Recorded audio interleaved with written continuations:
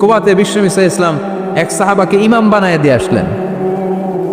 উনি ইমামতি করে মসজিদের, বিশ্বনবী ইমামতি করে মসজিদ নববীতে। মসজিদে কুবার যে ইমাম, তিনি প্রতি রাকাতে জাহারি কেরাতে মানে মাগরিব এশার ফজরের সালাতে প্রত্যেক রাকাতে সূরা ফাতিহার পরেই এই সূরা ইখলাস পড়ে। শুনতেছেন? প্রত্যেক রাকাতে সূরা ফাতিহার পরে কি পড়ে? ইখলাস। মাগরিবের প্রথম রাকাতেও ইখলাস, দ্বিতীয় রাকাতেও ইখলাস, এশার প্রথম রাকাতেও ইখলাস, দ্বিতীয় রাকাতেও ইখলাস। ইখলাস পরে এরপর অন্য একটা সূরা পড়ে, কিন্তু শুরু করে ইখলাস দিয়ে। ফজরের প্রথম রাকাতেও ইখলাস, দ্বিতীয় রাকাতেও। মুসল্লিরাকে পাইছে কি? পাইছে কি? খালি ইখলাস, খালি ইখলাস যে ধরছে। আপনি পাইছেন কি বলেন? ইমাম সাহেব বলে কিছুই পাই নাই, আমার মন চায় আমি পড়ি, তোর মন চাইলে তুই পড়, নাইলে যা। তোর কমিটির সভাপতি সেক্রেটারি এই মসজিদের ইমাম হিসেবে আমার নিয়োগ দেয় না, নিয়োগ দিছে বিশ্বনবী। আমার নিয়োগ যদি বাতিল করতে হয় লাগবে বিশ্বনবীরে তুই ভাগ। তোমার মনে চাইলে পড়ো, নাইলে অন্য মসজিদে পড়ো, যাও মিয়া। এটা তো সভাপতির সেক্রেটারি নিয়োগ দেয়া মসজিদ না, এটা নিয়োগ দিয়েছে বিশ্বনবী, ঠিক কিনা? নিয়োগ বাতিল করলেও কে করবে? বিশ্বনবী। সবাই বিশ্বনবীর কাছে যে বললো, ইয়া রাসূলুল্লাহ, এমন মুসল্লি এমন ইমাম আপনি দিয়ে আসছেন, উনি ইখলাস ছাড়া আর কিছু পড়ে না। বিশ্বনবী বললেন, তাই নাকি? এমন করে কেন? ডেকে আনো। ডেকে আনা হলো। বিশ্বনবী বললেন, ওরে সাহাবী, ঘটনা কি হাসা? কয় হাসা। প্রতি রাকাতে সূরা ইখলাস পড়ো, তোমার কি কোরআন থেকে অন্য কোন সূরা মুখস্থ নাই? সাহাবী বলে, নবী, সব মুখস্থ আছে, কিন্তু এই সূরাটা আমার পড়তে ভালো লাগে, কারণ ফিহি সিফাতুর রহমান, এই সূরার ভেতরে আমার আল্লাহর পরিচয় আছে গো নবী। আমার আল্লাহর পরিচয়টা খুব সুন্দর করে দেয়া, আমার রবের কথা এই সূরার পরতে পরতে পাওয়া যায়, এজন্য এই সূরাটা পড়তে আমি বড্ড ভালোবাসি। বিশ্বনবী বললেন, ইমামতি যাবে না, তোরটা পার্মানেন্ট হয়েছে। আল্লাহু আকবার। তোর ইমামতি পার্মানেন্ট করে দিলাম, যেমনে পড়াইতি এমনি পড়াবি। প্রতি রাকাতে এই সূরাতুল ইখলাস তুমি পড়ো, সমস্যা নাই। এই যে তুমি সূরাতুল ইখলাস পড়ো, সূরাতুল ইখলাসকে ভালোবাসো, আল্লাহ বলেছেন এই ইখলাসের ভালোবাসার কারণে কিয়ামতের দিন আল্লাহ তোর জান্নাতে ঢুকায়া দিবে। ইখলাসের ভালোবাসার কারণে আনতা মিন আহলিল জান্নাহ, তুমি জান্নাতে যাবা। হুব্বুকা ইয়াহা ইউদখিলুকাল জান্নাহ, এই সূরার ভালোবাসাই তোমার জান্নাতে ঢুকায়া দিবে। সুবহানাল্লাহ পড়েন। এজন্য সূরা বেশি বেশি পড়তে রাজি আছেন তো? জাহেলি যুগে বিশ্বনবীর কাছে যখন সর্বপ্রথম তাওহীদের দাওয়াত আসলো, ওই সময়ে একটা লোক মূর্তির পূজা করত, মূর্তিটারে খুব দেখভাল করত, যত্ন করত, আদর সোহাগ করত, আর রাত্রিবেলা এটার সামনে মিষ্টি দই হালুয়া সিরা রাইখা কেঁদে কেঁদে মনের জ্বালার কথা মূর্তির কাছে কইতো। সে ভাবতো এটাই আমার বড় খোদা। সে কি ভাবতো? এটারে বললেই এটাই আমার বিপদ থেকে মুক্তি দিবে, আমাকে পরিত্রাণ দিবে, আমাকে সেভ করবে এটা। এভাবে সে আল্লাহকে বাদ দিয়ে মূর্তির ইবাদত করত, মূর্তিকে খুব যত্ন করত। একদিন কোনো এক কাজে মূর্তিটাকে রেখে এসে ঘরের বাইরে গেল, এক পাশে গেল। কাজ শেষে এসে দেখে তার এই মূর্তির গায়ে পানি। মূর্তিটাকে দেখতে মনে হচ্ছে যে কে যেন গোসল করায় গেছে, পানি। তো সে ভাবলো, যেহেতু আমার খোদার গায়ে পানি, এটা নিশ্চয়ই ভালো পানি হবে। He thought it is the water of mercy and blessings. সে ভাবলো it could be the water of rahma, এটা মনে হয় রহমতের পানি হবে, যেহেতু খোদার গায়ে পানি। তো রহমতের গায়ে পানি শুকিয়ে যাওয়ার আগে খেয়ে ফেলি, তাহলে সব রহমত ঢুকবে কই? পেটে। When he thought it is the water of rahma, water of mercy and blessings, he started to suck it with his tongue. সে জিহ্বা দিয়ে চাটতে শুরু করছে, চেটে চেটে সব রহমত নিয়ে নিচ্ছে পেটে। When he started to suck it, he found the taste is little bit bitter. The taste is weird. জিহ্বা দিয়ে যখন চাটতে শুরু করছে, তখন সে পেল যে এটার স্বাদটা কেমন যেন কটা কটা লাগে, লবণাক্ত, একটু টক টক, হাজমুলার মতো লাগে। কিসের মতো? কিরে এরকম লাগে কেন? If it is the water of mercy, it should be sweeter. এটা যদি রহমতের পানি হয়, এটা সুইট হবে, মিষ্টি হবে। এটা টক লাগে কেন? কটা লাগে কেন? ঘটনা কি? খুঁজতে লাগলো ডানে বায়ে, খুঁজতে খুঁজতে দেখে ঘরের পাশে দুইটা খ্যাকশিয়াল।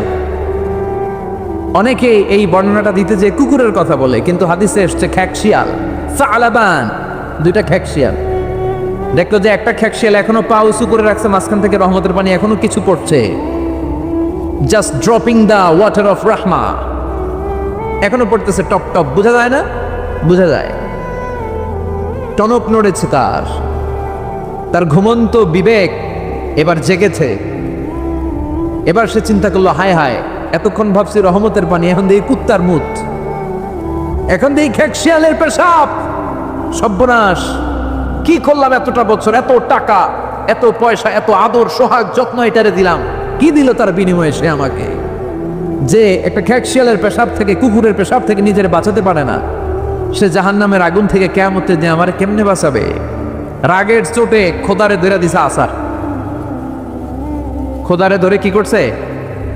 এক আসারে খোদার হাত পাও নাই, ভাঙ্গা খোদারে নিয়া দৌড়ে দৌড়ে বিশ্বনবীর কাছে এসেছে।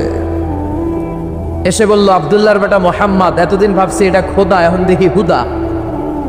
হুদা হুদা এটার পিছনে ঘুরছি, এটার কোনো পাওয়ার নাই, সব পাওয়ার আছে একজনের। চিল্লায় বলো, তিনি কে? ঝিনুকের ভেতর লুকিয়ে থাকে যেমন মতি, ঝিনুকের ভেতর লুকিয়ে থাকে যেমন মতি, কালমা শাহাদাতে আছে আল্লাহর জ্যোতি, কালমা শাহাদাতে আছে আল্লাহর জ্যোতি। পড়েন পড়েন, ঝিনুকের ভেতর লুকিয়ে থাকে যেমন মতি, ঝিনুকের ভেতর লুকিয়ে থাকে যেমন মতি, কালমা শাহাদাতে আছে আল্লাহর জ্যোতি, কালমা শাহাদাতে আছে আল্লাহর জ্যোতি। সুবহানাল্লাহ পড়েন। এসে বলে, আব্দুল্লাহর বেটা মোহাম্মদ, ভাবছিলাম খোদা, এখন দেখি হুদা, আর এটারে ডাকতে চাই না, তুমি আমারে পড়ায় দাও লা ইলাহা মুহাম্মাদুর রাসূলুল্লাহ। কালিমা পড়ে মুসলমান হয়ে গেছে। সুবহানাল্লাহ পড়েন। জিহাদের ময়দানে এক সাহাবা যুদ্ধ করতে করতে কাফির মুশরিকদেরকে কচু কাটা করে জাহান্নামে পাঠিয়ে দিচ্ছিলেন। জিহাদের ময়দানে ওনার যুদ্ধ দেখে সব সাহাবারা বলল, আজকের জিহাদের ময়দানের সব সওয়াব এই সাহাবা পেয়ে যাবে। বিশ্বনবী বললেন, হুয়া ফিন্নার, ও জাহান্নামে যাবে। এক সাহাবী তো অবাক, এটা আবার কেমন কথা? জান মাল সব বাজি রেখে জিহাদের ময়দানে আল্লাহর দুশমনগুলোর একটার পর একটাকে শেষ করে দিয়ে জাহান্নামে পাঠিয়ে দিচ্ছে, আর এই মুজাহিদ ফি সাবিলিল্লাহ জাহান্নামে যাবে? How come, how it's possible? এই সাহাবী পেছনে পেছনে লুকিয়ে লুকিয়ে দেখতে লাগলো যে আমি এটার শেষ দেখতে চাই। দেখতে দেখতে এক পর্যায়ে তিনি খুঁজে পেলেন যে সাহাবী কাফেরদের বিরুদ্ধে যুদ্ধ করতে করতে কাফেরদের বিশাল এক ঘাটির ভেতরে ঢুকে পড়েছে। সেখানে যুদ্ধ করতে করতে একটা পর্যায়ে এমন আসলো, সে মারে আবার মার খায়, শুধু মারে না, মারেও আবার মরেও। মার খেতে খেতে হঠাৎ তার ডান হাতে এক কাফের এক কোপ মেরে তার ডান হাতটা কেটে ফেলে দিল। তাকে আহত অবস্থায় রেখে দিয়ে কাফেররা অন্যদিকে চলে গেল। এই ডান হাত থেকে ব্লিডিং হতে হতে এমন অবস্থা আর সহ্য হয় না, আর কিছুক্ষণ ওয়েট করলেই তার শাহাদাতের মৃত্যু। কিসের মৃত্যু? কথা বলেন। আমাকে শহীদ করে সেই মিছিলে শামিল করে নিও, যে মিছিলের নেতা মীর হামজা খোবায়েবে খাব্বাব, আল্লাহর কাছে ছিল অতি প্রিয়, শামিল করে নিও, আমাকে শহীদ করে সেই মিছিলে শামিল করে নিও। পড়েন আমিন। শাহাদাতের তামান্না যার অন্তরে থাকে না, সে মুমিন হতে পারে না, সে মুনাফিক। মরতে তো হবেই, এজন্য আল্লাহর কাছে আমরা শাহাদাতের মৃত্যু চাই, ঠিক কিনা? বিশ্বনবী বলেন, শাহাদাতের মৃত্যু নিয়ে কেউ যদি বিছানায় পড়েও মারা যায়, কিয়ামতের দিন শহীদদের কাতারে আল্লাহ তাকে দাঁড় করিয়ে দিবে। তো যুদ্ধ করতে করতে এই সাহাবা আর কিছু সময় অপেক্ষা করলেই শহীদি মৃত্যু, কিন্তু আর অপেক্ষা করতে না পেরে তলোয়ারটাকে সে মাটিতে গেড়ে ওই তলোয়ারের উপর ঝাঁপিয়ে পড়ল। পেটের এই পাশ থেকে ঢুকে পিঠ দিয়ে তলোয়ার বের হয়ে গেল, ওইখানে শেষ। তার মানে শাহাদাতের মৃত্যু হয় নাই, তার হয়েছে আত্মহত্যা। তার কি হয়েছে? সুইসাইড। মান খাতালা নাফসাহু বিশাইইন উযযিবা বিহি ইয়াউমাল কিয়ামা, যে ব্যক্তি যে জিনিস দিয়ে নিজেকে শেষ করবে কিয়ামতের দিন, ওটাই হবে তার শাস্তি। যে গলায় ওড়না পেঁচিয়ে মারা যায়, ওই মেয়েগুলো in the day of judgement, কিয়ামতে বিচার শেষে জাহান্নামে শুধু ওড়না পেঁচিয়ে মরতেই থাকবে। যে বিষ খেয়ে মারা যায়, ওর শাস্তি হবে জাহান্নামের বিষ খেয়ে খেয়ে সে জাহান্নামটাকে কাঁপিয়ে তুলবে। যে ছুরি ঢুকিয়ে স্ট্যাবিং করে মারা যায়, ও শুধু স্ট্যাবিং করতেই থাকবে জাহান্নামে। এই সাহাবা আত্মহত্যা করলেন। পেছন থেকে লুকিয়ে লুকিয়ে যে সাহাবা এই দৃশ্য দেখলো, সে দৌড়ে বিশ্বনবীর কাছে যেয়ে বলল, আশহাদু আন্নাকা মুহাম্মদ রাসূলুল্লাহ, আমি সাক্ষ্য দিচ্ছি নিশ্চয়ই আপনি আল্লাহর রাসূল। কারণ ওই সাহাবী আত্মহত্যা করে মারা গিয়েছে, তার কপালে শাহাদাত জোটে নাই। এজন্য বিশ্বনবী দোয়া করতে বলেছেন, আল্লাহুম্মা রযুকনা হুসনাল খাওয়াতিম, হে আল্লাহ আমাদের শেষটাকে তুমি ঈমানের মৃত্যু দিও, শেষ সময়টাতে তোমার নাম জপে যেন আমরা পৃথিবী থেকে যেতে পারি, তুমি তৌফিক দাও। চিল্লায় পড়ে না আমিন। সব সময় মুমিন ভয় পাবে কাকে? চাইবে কার কাছে? নাকি খাজা বাবার কাছে, বড় হুজুর, ছোট হুজুর? একজনের কাছে আমরা চাইবো। চিৎকার করে বলেন তিনি কে? এজন্য এই সূরার একটা নাম হচ্ছে সূরাতুস সামাদ। তাহলে পাইলাম সূরাতুত তাওহীদ, পাইলাম সূরাতুল মারিফা, পাইলাম সূরাতুস সুবহানাল্লাহ। পড়েন এই সূরাটা বিশ্বনবী সাল্লাল্লাহু আলাইহি ওয়াসাল্লাম প্রতিদিন ফজরের নামাজের সুন্নত যে 2 রাকাত, ফজরের সালাতের সুন্নত 2 রাকাত করি না আমরা, এই সুন্নত 2 রাকাতে বিশ্বনবী পড়তেন। মাগরিবের 2 রাকাত সুন্নতের মধ্যে এই সূরাটা পড়তেন। বেতেরের 3 রাকাতের শেষ রাকাতে বিশ্বনবী সূরাতুল ইখলাসটা পড়তেন। আবার তাওয়াফ করার পরে যারা হজ উমরা করছেন, তাওয়াফ করা লাগে না? কয়টা? 7টা। 7টা তাওয়াফে একটা তাওয়াফ হয়। 7টা রাউন্ড দিলে, টার্ন দিলে 7 টার্নস মেক এ তাওয়াফ। 7টা টার্ন দিবেন আপনি, তখন একটা তাওয়াফ হয়। এই ইবাদতটা শুধু মক্কাতুল মুকাররমাতে করা যায়, আর পৃথিবীর কোথাও করা যায়? তাওয়াফ প্রতিদিন 120টা রহমত নাজিল হয় কাবা ঘরে। সিত্তুনা লিত তাইফিন, 7টা তাওয়াফকারীদের জন্য। আর বাঈনা লিল মুসাল্লিন, 40টা যারা কাবা ঘরে নামাজ পড়ে তাদের জন্য। ওয়ালা 20 লিন নাযিরিনা ইলাল কাবা, বাকি 20টা যারা নামাজও পড়ে না, তাওয়াফও করে না, শুধু কাবার দিকে দুচুক মেলে তাকিয়ে থাকে, তাদের উপর প্রতিনিয়ত 20টা রহমত নাজিল হতে থাকে। প্রতিদিন 120টা রহমত নাজিল হয় কাবাকে কেন্দ্র করে। সুবহানাল্লাহ। বাড়িতে গিয়া চিৎকার করে আল্লাহু আকবার। এই 7 তাওয়াফ করার পরে 2 রাকাত নামাজ পড়া সুন্নাত। জানেন? জানা না থাকলে জেনে রাখেন, হজে যেদিন যাবেন কাজে লাগবে, উমরা করতে গেলেও লাগবে। 7 তাওয়াফ করে 2 রাকাত সালাত পড়তে হয়। এই 2 রাকাতের প্রথম রাকাতে বিশ্বনবী পড়তেন সূরাতুল কাফিরুন, উলিয়া আইয়ুহাল লা আ'বুদু মা, আর দ্বিতীয় রাকাতে পড়তেন সূরাতুল ইখলাস। সুবহানাল্লাহ পড়েন। আবার বিশ্বনবী এই সূরাকে বলেছেন সুলুসুল কোরআন, কোরআনের 3 ভাগের 1 ভাগ। একবার কেউ যদি তাজবিদের সাথে সূরাতুল ইখলাস তেলাওয়াত করে, রব্বুল আলামিন তার আমলনামায় 10 পারা কোরআন তেলাওয়াতের সওয়াব দিয়ে দিবে।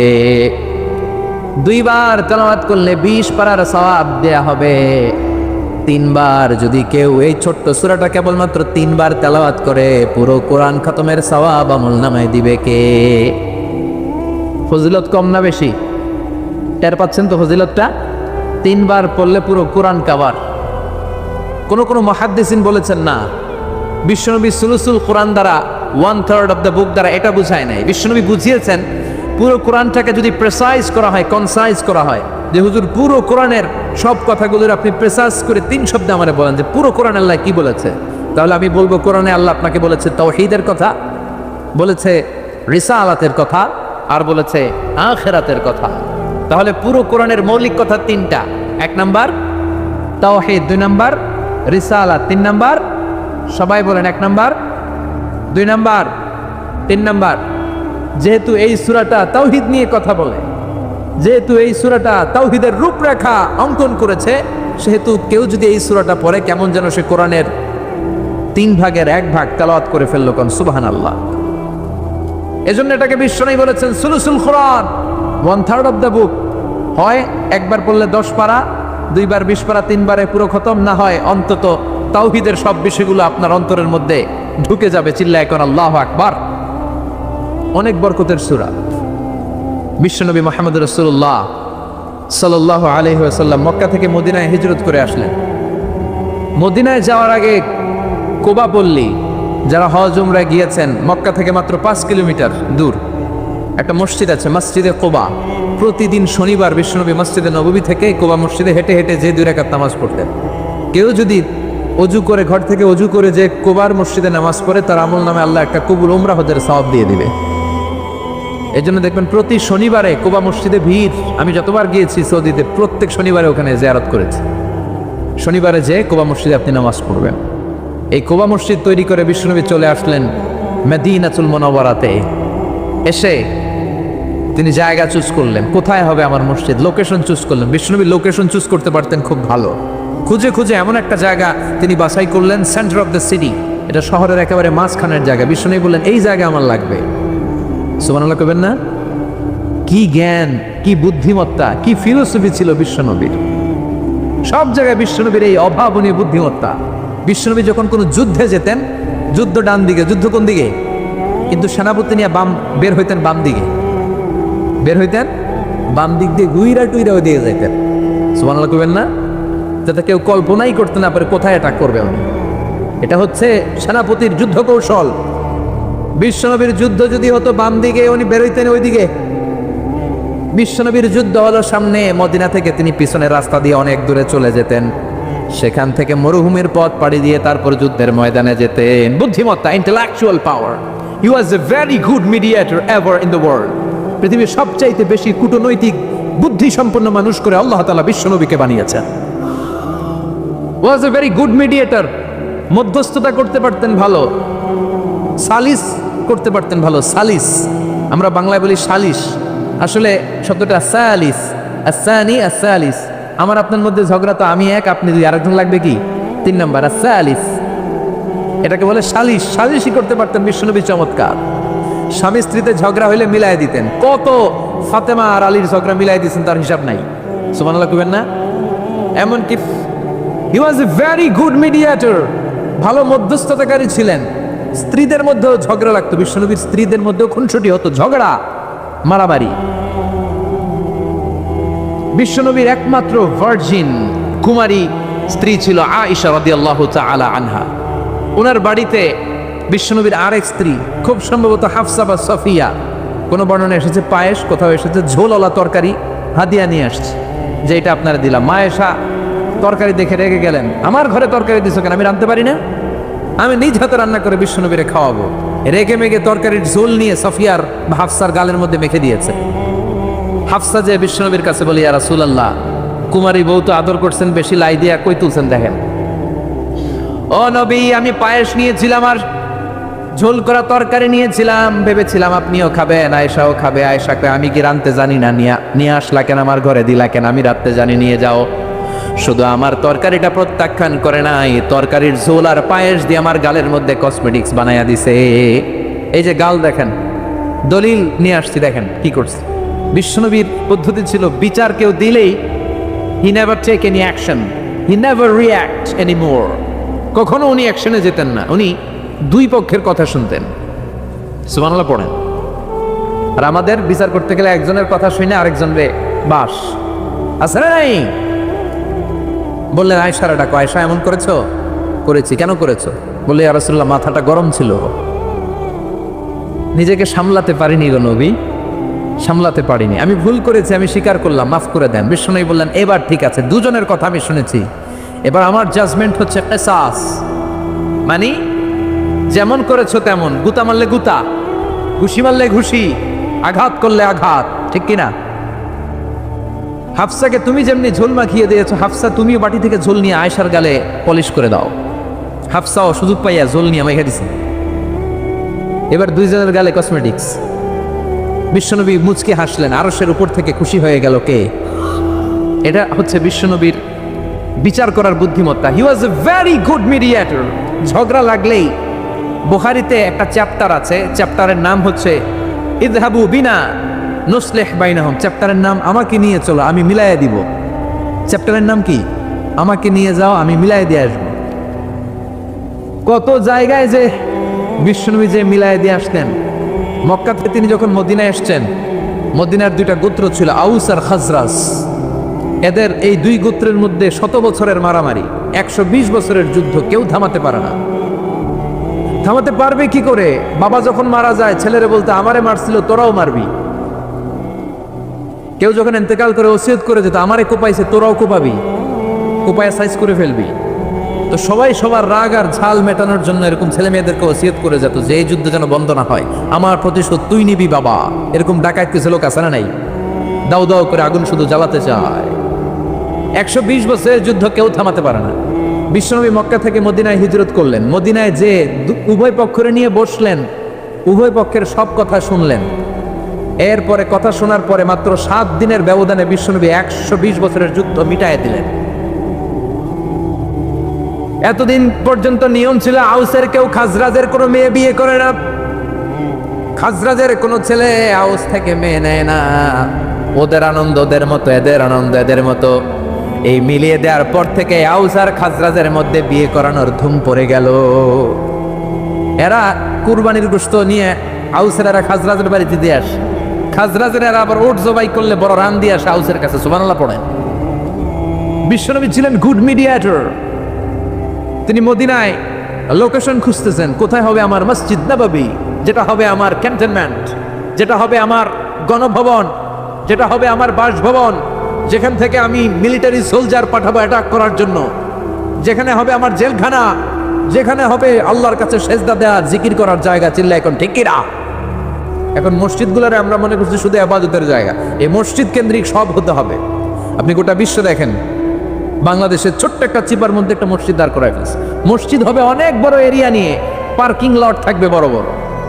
মসজিদের একতলায় থাকবে কমিউনিটি সেন্টার, এক জায়গায় থাকবে হিজামা সেন্টার, এক জায়গায় থাকবে রুকিয়া সেন্টার, আরেক জায়গায় খতিব সাহেব সোশ্যাল কাউন্সিলিং করবে। যুবকদের কি সমস্যা, নারীদের কি সমস্যা, বিধবাদের কি সমস্যা, কার কি মাসালা জানার আছে, লিগাল অপিনিয়ন জানার আছে, খতিব সাহেব সোশ্যাল কাউন্সিলিং করবে। চিল্লা এখন ঠিক কিনা? এইভাবে গোটা বিশ্বব্যাপী মসজিদ কেন্দ্রিক কাজ হয়।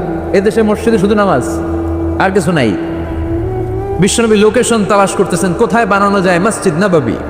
খুঁজতে খুঁজতে এমন জায়গায় বিশ্বনবী চয়েস করলো, এটা ছিল ছাগল ঘোড়া এগুলোর আস্তাবল, কিছু জায়গায় খেজুর গাছের ভাঙা ক্ষেত, আর কিছু জায়গায় কাফির মুশরিকদের কবরস্থান।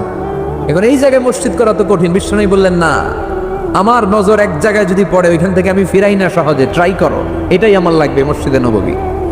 বিশ্বনবী বললেন, ছাগল গরুর আস্তাবলকে সমান করো, খেজুর গাছ ভাঙা যেগুলো আছে খেজুর গাছগুলোর কেটে ফেলো, কাফের মুশরিকদের যত কবরস্থান আছে কবরস্থান থেকে হাড্ডি গুড্ডি এখান থেকে নিয়ে অন্য জায়গায় দাফন করো। সুবহানাল্লাহ। قل هو الله أحد الله الصمد لم يلد ولم يولد ولم يكن له كفوا أحد لم يلد ولم يولد। তিনি জন্ম দেয়ও নাই, জন্ম নেয়ও নাই। সুবহানাল্লাহ পড়েন। আমার বাবা আছে না? আপনার বাবা আছে না? আল্লাহর বাবা আছে? সুবহানাল্লাহ পড়েন। আমাদের ছেলে মেয়ে হয় না? আমাদের কারো ছেলে হয়, কারো মেয়ে হয়। আল্লাহর ছেলে মেয়ে আছে? কথা কন। মক্কার মুশরিকরা বলতো আল মালাইকাতু বানাতুল্লাহ, ফেরেশতারা আল্লাহর মাইয়া।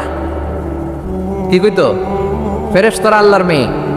আর বলতো সাইয়েদনা উযাইর আলাইহিস সালাম আল্লাহর ছেলে, সাইয়েদনা ঈসা আলাইহিস সালাম আল্লাহর ছেলে, ফেরেশতারা হলো আল্লাহর মেয়ে। আল্লাহ বলে, ভুল বললি, লাম ইয়ালিদ ওয়া লাম ইউলাদ। সুবহানাল্লাহ। তার কোনো নসবনামা নাই, আমাদের নসবনামা আছে। আমার নাম মিজান, বাবার নাম আলী আহমদ, দাদার নাম জাইনুল আবেদিন, তার বাবা মাকরাম, তার বাবা অমুক সমুক। আছে না নাই? আপনার নাম কি? আপনার আব্বার নাম কি? তার বাবার নাম হাসিদ আলী, ওনার বাবার নাম? আপনার আব্বার নাম? হ্যাঁ, মমতাজ উদ্দিন। বাবার নাম কেরামত আলী। দাদার নাম খায়া ফলাইছে, মনে থাকে না আমাদের। বিশ্বনবীর বাবার নাম আব্দুল্লাহ, তার বাবার নাম আব্দুল মুত্তালিব, ওনার বাবার নাম হাশিম, ওনার বাবার নাম কিলাব, মুররা, গালিব, ফিহর। এভাবে যেতে যেতে আদনান, যেতে যেতে ইসমাইল, যেতে যেতে ইব্রাহিম আলাইহিস সালাম, যেতে যেতে শীস, যেতে যেতে আদম আলাইহিস সালাম। এটা বিশ্বনবীর নসবনামা, ঠিক কিনা? আমাদের নসবনামা থাকে, আমাদের বংশ পরিক্রমা থাকে। আমার নাম অমুক, বাপের নাম অমুক, দাদার নাম অমুক। তো আল্লাহর নাম আল্লাহ, আল্লাহর বাপের নাম কি? আল্লাহর দাদার নাম আছে? আছে। এজন্য আল্লাহ বললেন, লাম ইয়ালিদ ওয়া লাম ইউলাদ ওয়া লাম ইয়াকুল লাহু কুফুয়ান আহাদ। আল্লাহু আকবার। ওয়া লাম ইয়াকুল লাহু কুফুয়ান আহাদ। মহাবিশ্বে তার মতো কেউ নাই, তিনি তার মতো। লাইসা কামিসলিহি শাই, কেউ তার মতো নয়, তিনি তার মতো। সুবহানাল্লাহ। তার মতো ক্ষমতায়, তার মতো শক্তিতে, কুদরতে মহাবিশ্বে দ্বিতীয় কোনো সত্তা আছে? সৌন্দর্যে আল্লাহর চেয়ে সুন্দর কেউ আছে? কথা কন। দুনিয়া সুন্দর, মানুষ সুন্দর, আসমান সুন্দর, জমিন সুন্দর, সুন্দরে সুন্দরে পাল্লা।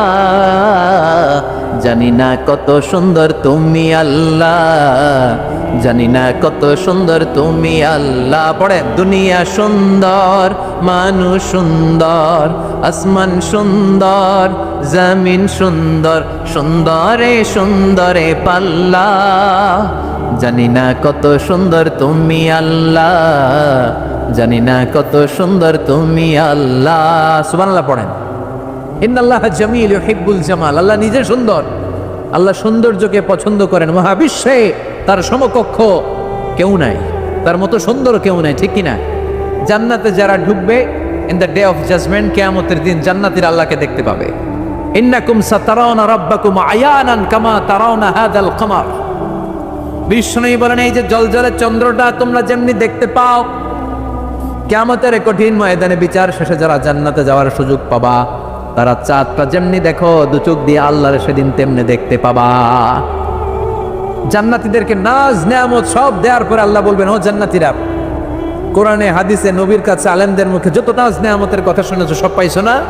সবাই বলবে, আল্লাহ পেয়েছি, অনেক মौज मस्ती করেছি, জান্নাতকে মজা লেলো, জান্নাত তোমারই হ্যায়, সব পাইছি আল্লাহ সব। এক জান্নাতে হাত তুলে বলবে, আল্লাহ একটা পাই নাই। কি পাস নাই? আমদারাই তো পাই নাই। সুবহানাল্লাহ কবেন না? আল্লাহ আপনারে পাই নাই। তখন আল্লাহ তাআলা নিজের গোপন সৌন্দর্যকে সেদিন জান্নাতীদের কাছে প্রকাশ করে দিবে। বিশাল এক কনফারেন্স রুমে জান্নাতের ভেতরে লক্ষ লক্ষ নবীদেরকে নিয়ে বসবেন, সবার সামনে থাকবে বিশ্বনবীর সিংহাসন। সুবহানাল্লাহ পড়েন। তারপর অন্যান্য নবীরা, আল্লাহর ওলিরা, শাহিদরা, সালেহিনরা, মুমিন বান্দারা, আপনারা সবাই থাকবেন ওই দিন ইনশাআল্লাহ। কোন আল্লাহ তার নিজের সৌন্দর্য প্রকাশ করবেন জান্নাতীদের সামনে। লক্ষ লক্ষ কোটি কোটি জান্নাতীরা বসে থাকবে, আল্লাহ দেখাবেন ওনার সৌন্দর্য। 70,000 নূরের পর্দার কথা আমরা বলি, বর্ণনাটা দাঈফ, আসলে যে কত পর্দা আল্লাহই ভালো জানে। আমরা বলে থাকি 70,000। এই পর্দার অন্তরাল থেকে আল্লাহ তাআলা নূরের ঝলকানি একটু জান্নাতীদের দেখিয়ে দিবেন। উজুহু ইয়াউমাইযিন নাযিরা ইলা রাব্বিহা নাযিরা। জান্নাতীরা পাগল হয়ে থাকবে আল্লাহর দেখার জন্য। আল্লাহ 1 সেকেন্ডের ক্ষুদ্র ভাগ, 1 মাইক্রোসেকেন্ড, 1 মাইক্রোসেকেন্ডের 1000 ভাগ করলে 1 ন্যানো সেকেন্ড, 1 ন্যানো সেকেন্ডের জন্য আল্লাহ নূরের ঝলকটা জান্নাতীদের দেখিয়ে দিবেন। 1 সেকেন্ডেরও কম সময় দেখাবে, দেখিয়েই নাই, কিন্তু 1 সেকেন্ডের জন্য কি যে এক ঝলক দেখলো, জান্নাতীরা এরকম তাকায় থাকবে। এক তাকানোতে লক্ষ বছর, কোটি বছর চলে যাবে সামনে, কিন্তু আল্লাহর নূর নাই। ওই যে 1 সেকেন্ড দেখাইছিল, পাগলের মতো তাকিয়েই থাকবে, লক্ষ কোটি বছর গুজরিয়ে যাবে। সুবহানাল্লাহ পড়ে। এজন্য সে আল্লাহ বললেন, কুল হুয়াল্লাহু আহাদ আল্লাহুস সামাদ লাম ইয়ালিদ ওয়া লাম ইউলাদ ওয়া লাম ইয়াকুল লাহু কুফুয়ান আহাদ। কুল হুয়াল্লাহু আহাদ। ও নবী, আপনি বলেন, আমি এক, আমি অদ্বিতীয়, আমার শরীক নাই। আল্লাহ নামটা এত মজার নাম, দেখেন হাজার হাজার বছর ধরে এই মহাবিশ্বে যত আল্লাহর প্রিয় বান্দারা একটা নামের জিকির করে। নামটা কি? কি নাম? আল্লাহরে প্রাণ থেকে, হৃদয় থেকে একটা ডাক দেন, চিল্লায় পড়েন আল্লাহ। হৃদয় থেকে আল্লাহরে ডাকেন, পড়েন ইয়া আল্লাহ। বাহ, হাজার বছর ডাকলেও পুরান লাগবে না, পুরাতন মনে হয় না। প্রতিদিনই নিত্য নৈমিত্তিক নামটারে নতুন মনে হয়, ঠিক কিনা? এই জন্য আল্লাহ বললেন, হুয়াল আউয়ালু ওয়াল আখিরু ওয়াজ যাহিরু ওয়াল বাতিন ওয়া হুয়া বিকুল্লি শাইইন আলিম। প্রথমেও আমি, শেষেও আমি, গোপনেও আমি, প্রকাশ্যেও আমি, ঠিক কিনা? প্রথমে আল্লাহ আল্লাহ, শেষেও আল্লাহ আল্লাহ, আকাশে আল্লাহ আল্লাহ, জমিনে আল্লাহ আল্লাহ। পড়েন, প্রথমে আল্লাহ আল্লাহ, শেষেও আল্লাহ আল্লাহ, আকাশে আল্লাহ আল্লাহ, জমিনে আল্লাহ আল্লাহ। নিখিল জাহান গায়ে গুণগান, তারে নামে গায় আমরাও গাহি তাআলা, হামদে বারি তাআলা, হামদে বারি তাআলা, হামদে বারি তাআলা। সুবহানাল্লাহ পড়েন। আর তিনি প্রথম, তিনি শেষ, তিনি প্রকাশ্য, তিনি গোপন। এজন্য চাইতে হবে কার কাছে? ওনার নামটা কত সুন্দর দেখেন, আলিফ লাম লাম হা, আল্লাহ। এটার কোনো স্ত্রী বচন হয় না, এটার দ্বিবচন হয় না, এটার বহু বচন হয় না। ভগবানের ভগবতী আছে না নাই? ঈশ্বরের ঈশ্বরী, গডের গডেস। কিন্তু আল্লাহর নামের কোনো পরিবর্তন হয়? কি মজার নাম! বিপদে বললেই আমরা জপি। বিপদ যত বেশি হয় আল্লাহর নামের জিকির তত বেশি। আবার বিপদ যখন চলে যায় আল্লাহর নামের জিকিরও বন্ধ হয়ে যায়, এরকম ডাকাত আছে না নাই? فإذا ركبوا في الفلك دعوا الله مخلصين له الدين فلما نجاهم إلى البر إذا هم يشركون। আল্লাহ বলেন আমার কিছু কুলাঙ্গার বান্দা আছে যেগুলো বিপদে পড়লে আমার নামের জিকির করে, বিপদ চলে যায় আমি আল্লাহর গালি মারে, এরকম ডাকাইত আছে না নাই? ভূমিকম্প, আল্লাহ বাঁচাও, ভূমিকম্প নাই, দুম্বা চলে দম, আছে না নাই? তুফানের মধ্যে পড়লে বলে আল্লাহ আমারে বাঁচাও, বজ্রপাতের মাঝখানে পড়লে আল্লাহর ডাকে আল্লাহ তুমি আমারে বাঁচাও, বজ্রপাত নাই আল্লাহও নাই, এরকম ডাকাইত আছে না নাই? এটা হচ্ছে মুনাফিকদের কারবার। মুমিনরা সবসময় জিকির করে একজনের, তিনি কে? এই জন্য সূরাতুল ইখলাসের প্রথম আয়াত থেকে শিক্ষা হচ্ছে কুল হুয়াল্লাহু আহাদ। হে নবী আপনি বলেন আল্লাহ একজন, আমরা একজনের কাছে চাবো, আমরা একজনের কাছে মনের জ্বালা যন্ত্রণা আকুতি চাহিদা সব পেশ করব, আমাদের মনের যা চায় সব দিলেও তার ঘাটতি হবে না, চিল্লা এখন ঠিক না?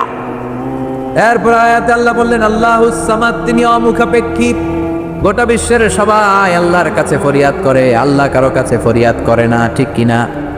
এরপরে আল্লাহ বললেন লাম ইয়ালিদ ওয়া লাম ইউলাদ, তিনি কাউরে জন্ম দেন নাই, জন্ম নেন নাই। সুবহানাল্লাহ পড়েন। ওয়ালাম ইয়াকুল লাহু কুফুয়ান আহাদ, তার মতো কেউ নাই।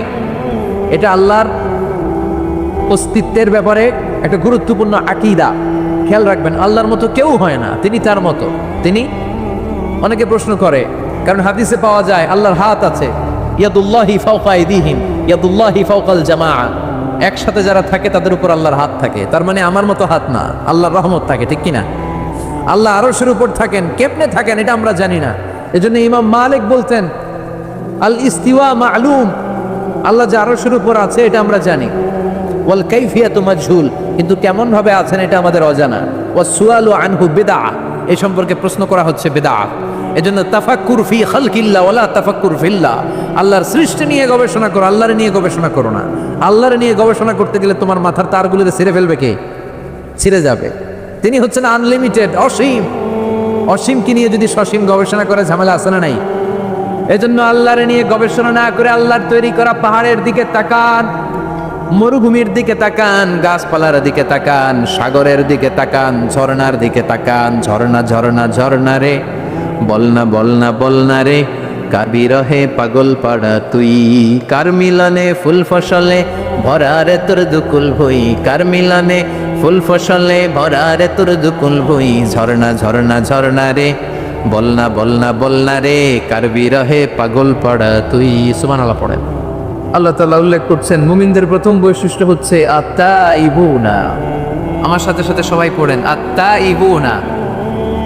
সবাই পড়েন নাই, সবাই পড়েন আত্তাইবুনা, মানে মুমিনরা তওবা করে। এজন্য আল্লাহর হাবিব বললেন কুল্লুকুম খাত্তাউন, তোমরা সবাই পাপী, শুধু পাপী না, পাপীর ঘরের পাপী। ওয়া খায়রুল খাত্তাইনা আত-তাওয়াবুন, এই পাপীদের মধ্যে সবচাইতে ভালো পাপী যেই পাপী পাপ করার পরপরই তওবা করে।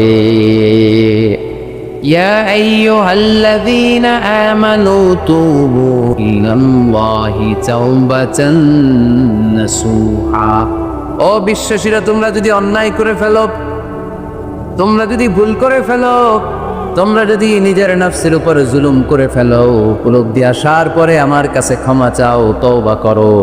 তওবার মতো তওবা করলে আমি জীবনের সব গুনাহ মাফ করে দিতে পারি। তিনি দয়াময়, তিনি মেহেরবান, তার দয়া যে কত বিশাল আপনি কল্পনাও করতে পারবেন। তুবু ইলাল্লাহি তাওবাতান নাসুহা, তওবার মতো তওবা। তাওবাতুন নাসুহা মানে কি? তওবার মতন তওবা, এমন তওবা যে তওবাতে আল্লাহ আপনারে মাফ করবে, যেই তওবার মধ্যে জড়িত আছে আবেগ, যেই তওবাতে জড়িত আছে চোখের পানির স্পর্শ। চোখের পানির এত দাম, অনুতপ্ত বান্দা যখন গুনার কথা স্মরণ করে কাঁদে, চোখের পানি ছেড়ে দেয়, এই চোখের পানি চোখ বেয়ে নাকের ডগাবে মাটিতে পড়ার আগেই আল্লাহ অনুতপ্ত বান্দার জীবনের সব গুনাহ মাফ করে। এজন্য চোখের পানি ছাড়তে হবে। আমাদের হৃদয়ের ভেতরটা অনেকের খুব শক্ত, নরম হয় না, চোখ দিয়ে পানি না। শেষ সর্বশেষ কবে যে আমরা কেঁদেছিলাম অনেকের মনে নাই, মাসলা নাই। যদি জিজ্ঞেস করি ভাই আল্লাহর ভয়ে সর্বশেষ কাঁদছিলেন মনে নাই। কবে যে কাঁদছিলাম, এত ব্যস্ত আমি, কখন কাঁদবো? কাদারি তো সময় নাই, এরকম আছে না নাই? না, কুল্লুকুম খাত্তাউন, সবাই পাপী। আর এই পাপীদের মধ্যে সবচেয়ে বড় পাপী যে পাপ করার পরপরই তওবা করে। আপনার পাপ কত বড়? কি গুনাহ করেছেন? কত বড় জুলুম করেছেন? আপনার পাপ, আপনার অন্যায়, আপনার ভুল, আপনার জুলুম যত বড়ই হোক, আল্লাহর দয়া, আল্লাহর ক্ষমা তার চাইতে হোক। আমাদের পাপ যদি হয় খালের পানির সমান, বিলের পানির সমান, জেনে রাখবেন আল্লাহর দয়া সাগরের পান সম। আমাদের পাপ যদি হয় পাহাড়ের সমান, আল্লাহর দয়া আকাশের সমান।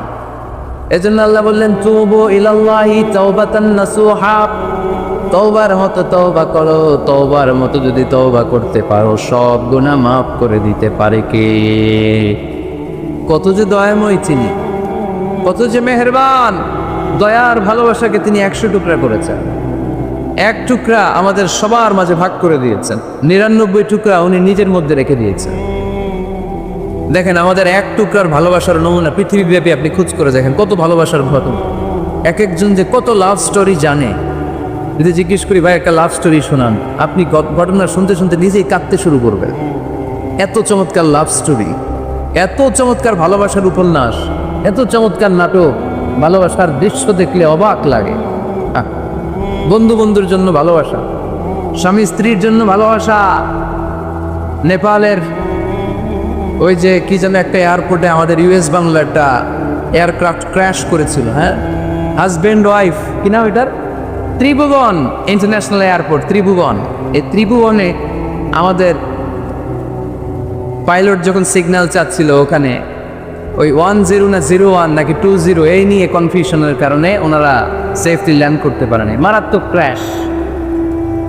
কিছু ফ্যামিলি দেখলাম, নিউ কাপল, ভেরি নিউ কাপল, নতুন বিয়ে হয়েছিল, হাতে মেহেদির দাগগুলো শুকায়নি তখন, জ্বলে পুড়ে হাজব্যান্ড সারখার, কিন্তু হাজব্যান্ড আর ওয়াইফের হাত এই যুগল আলাদা হয়নি। স্বামী তার স্ত্রীকে ধরে রেখেছিল শেষ মুহূর্তে। বিমানের ভেতরে যখন ফায়ার, হাজব্যান্ড তার ওয়াইফের হাত ছাড়েনি, ওয়াইফ ছাড়েনি স্বামীর হাত। ভালোবাসার নমুনা। এক ভাগ ভালোবাসার ছিটুফোঁটা আমরা পেয়েছি, ঠিক কিনা? ওই এক ভাগ কি আমি একা পাইছি? আপনি একা পাইছেন? আমরা সবাই মিলে। আমি পত্রিকায় একটা রিপোর্ট দেখেছি, আমি প্রায় বলি, বন্যার পানিতে পানি খেতে খেতে মা জীবন শেষ, কোমর পানি, গলা পানি, নাক সমান পানি, পানি খেতে খেতে শেষ, কিন্তু বাচ্চাটারে বুদ্ধি করে বালতির মধ্যে এরকম চেপে ধরে রাখছে, চেপে ধরে রাখছে। বন্যার পানিতে পানি খেতে খেতে মা শেষ, আল্লাহর মেহেরবানিতে বাচ্চাটা মরে নাই। এই কলিজার টুকরা দুধের বাচ্চার জন্য মা জীবন দিয়ে দিল। এই বাচ্চার জন্য মায়ের হৃদয়ে ভালোবাসাটা ঢুকাই দিছে কে? দুনিয়ার ভালোবাসার নমুনা যদি এই হয়, 100 টুকরা ভালোবাসার এক টুকরার এক্সাম্পল যদি পৃথিবীতে এই হয়, যার মধ্যে 99 টুকরা ভালোবাসা তিনি রেখে দিয়েছেন, তার ভালোবাসা বেশি না কম? এজন্য আল্লাহ বললেন, তওবার মতো তওবা করো, ক্ষমার মতো ক্ষমা চাও, কাদার মতো কাঁদো, কাদার মতো কাঁদলে সব মাফ করে দেয় কে? আপনি কি পাপ করছেন? আপনি কি অন্যায় করেছেন? কেন আপনি হতাশ? কেন আপনি নিরাশ? লা তাইয়াসু মির রাহিল্লাহ, ইন্নাহু লা ইয়াইয়াসু মির রাহিল্লাহি ইল্লাল কওমুল কাফিরুন। আল্লাহর রহম থেকে, ভালোবাসা থেকে নিরাশ হয়ো না।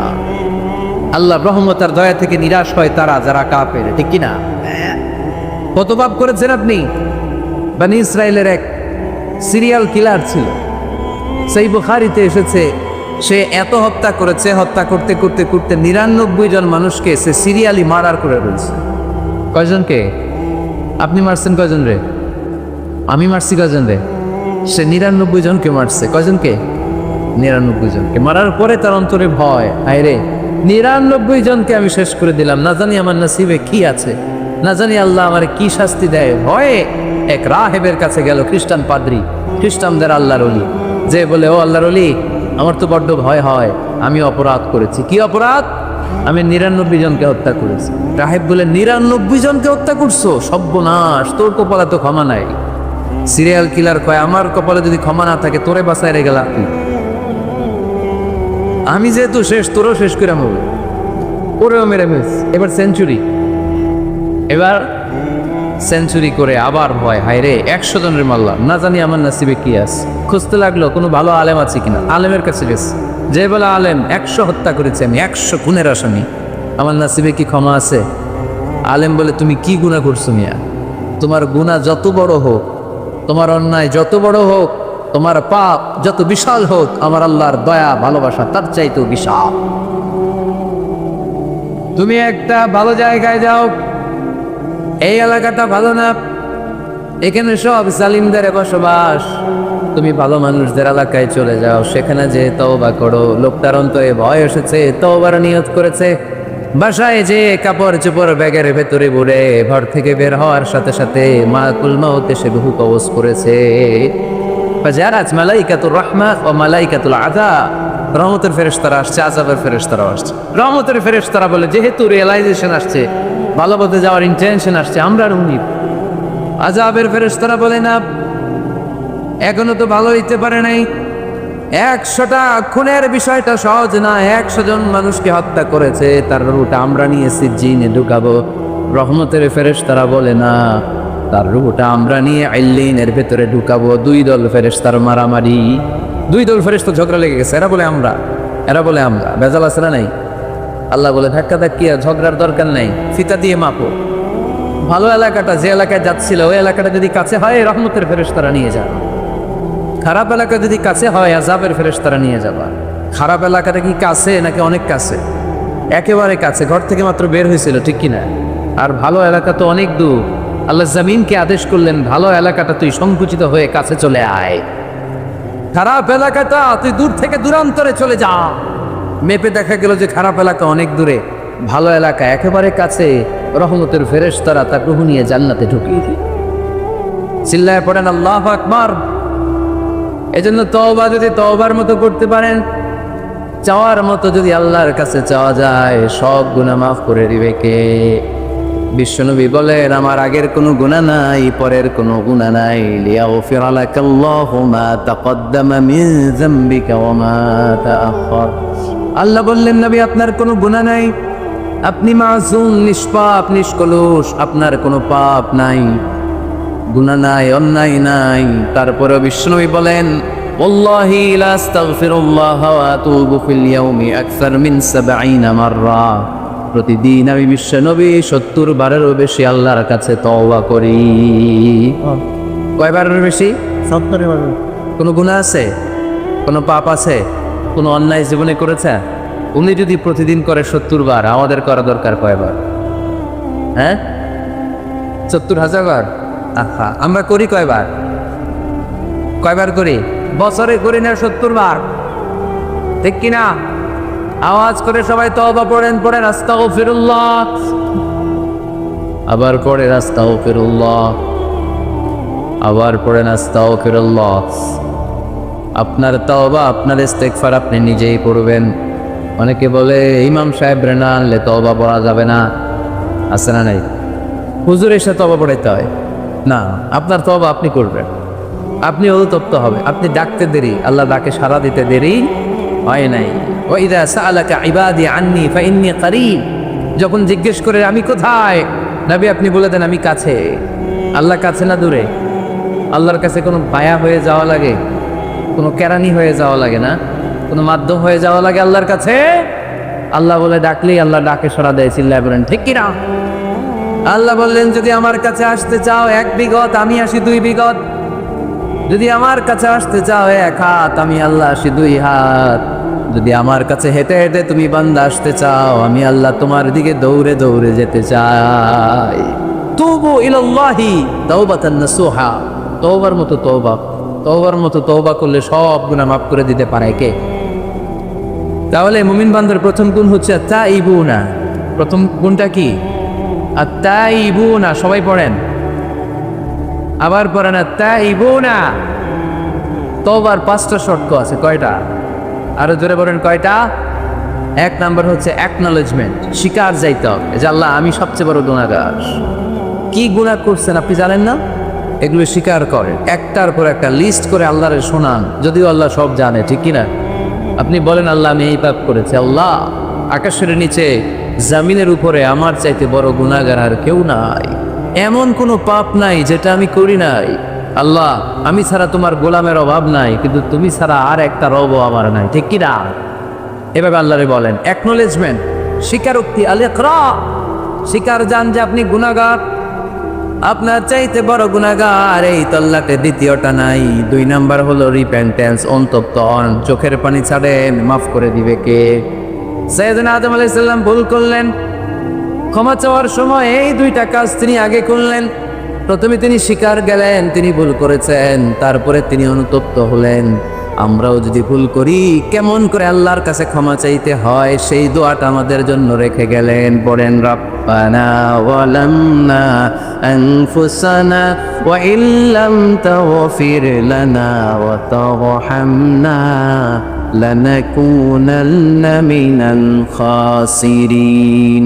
ও আমাদের রব, জুলুম করেছি নফসের উপর, তুমি যদি মাফ না করে দাও আমরা ক্ষতিগ্রস্তদের অন্তর্ভুক্ত হয়ে যাব, আমরা ফাসিরিনদের ভেতরে শামিল হয়ে যাব, ঠিক কি না? তাহলে প্রথমে গেল অ্যাকনলেজমেন্ট, স্বীকারোক্তি, স্বীকার করবেন। অজু করে জায়নামাজটা বিছিয়ে দিয়ে স্বীকার করেন যে আল্লাহ আমার চেয়ে বড় পাপী কেউ নাই। চোখের পানি ছেড়ে অনুতপ্ত হন। 3 নম্বরে স্টপ। 3 নম্বরে কি?